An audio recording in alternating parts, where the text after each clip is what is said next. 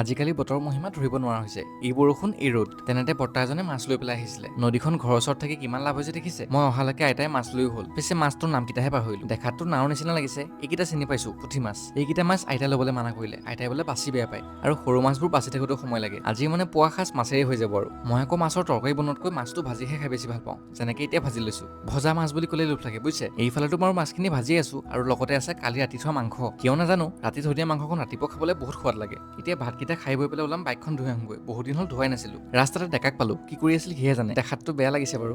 বাৰু এতিয়া বাইক ধুবলৈ আহিলো। বাইকখন ধুবলৈ দি মই চাইডৰ দোকানখনলৈ আহিলো। চেণ্ডেল এযোৰ ল'লো 150 টকা দি। কামখিনি কৰি মেলি ঘৰলৈ গ'লোগৈ আৰু ঘৰত আজি বা আহিছিলে ভাত খাবলৈ। ঘৰখনৰ ওচৰত থকা সেইটোৱে লাভ। বা অহা ফূৰ্তিতে মায়ে মাৰিলেই নহয় পাৰ এটা। আজি মানে পাৰৰ জালুকীয়া জালখন খাম। আজিৰ দায়িত্ব ইহঁতখিনি। বৌয়ে ছজিনা কাটি আছে। ফোনত আমাৰ কথা বেয়া বেয়াকে কাৰোবাক লগাই আছে।